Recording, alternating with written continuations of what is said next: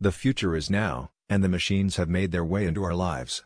Throughout history, human beings have sought to complement their lifestyles and accomplish their tasks using a variety of technologies, beginning with simple, rudimentary stone tools and leading up to the elaborate robotics of today and tomorrow. So it's really no surprise that sex robots are actually starting to make their way onto the world stage. In a way, sex robots are just animated sex dolls. But is there more to a sex bot than just movement that animates the old-fashioned blow-up doll? Some say there is.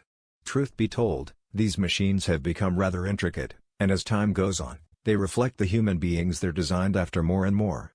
Will sex dolls ever be able to fool us into believing they're actual humans someday?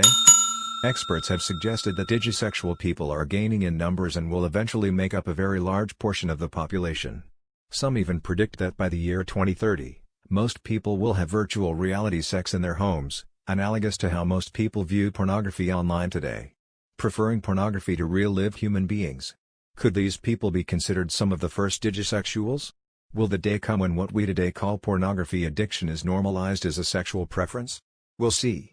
Believe it or not, it has also been predicted that as soon as 2025, upper-income households are going to have sex robots in the home. They'll be common, albeit expensive, commodities. Even more surprising than this is the proposal that by 2050, there will actually be more people having sex with machines than with other human beings. Our sex lives will become largely mechanized, and researchers theorize that this will result in an increasing compartmentalization of sex versus actual relationships. People will begin to separate these two elements of their lives. The fact is that we will somehow culturally evolve to these drastic changes. In the future, marriage to robots could become commonplace. A few people believe that marriage to robots already exists today.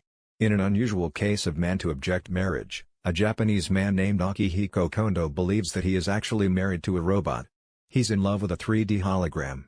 Much to his dismay, the rest of the world doesn't see eye to eye with his marriage. He serves as a strong advocate for the right to marry a robot or hologram and says proudly that he obtains from his hologram what he could never from a woman. Considering the roles that sexual expression and sexual identity play in our world today, it's likely that people will soon find virtual sex or intercourse with sex bots a significant part of their sexual identity in the near future. This is actually starting to happen in obscurity in our modern world.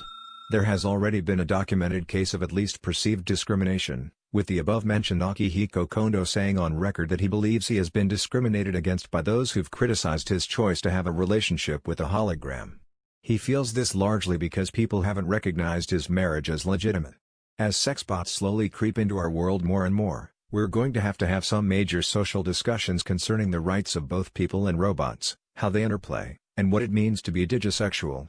Is digisexuality a real thing, and should we recognize a person's right to fall in love with a machine?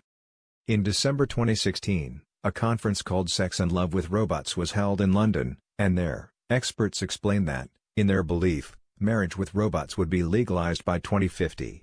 5. In many countries in the world today, homosexuality is still an illegal practice, but in more recent times, some nations, including the United States, have legalized same-sex marriage.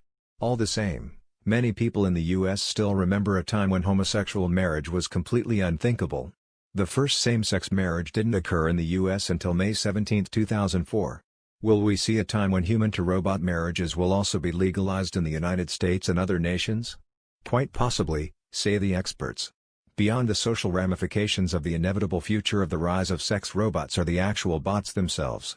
One vital aspect of robot relations is the mimicry of human relations, trying to get sex with the robot to resemble sex with a human as much as possible. Physical warmth is a particular part of human touch which manufacturers have sought to mimic in the robots they create.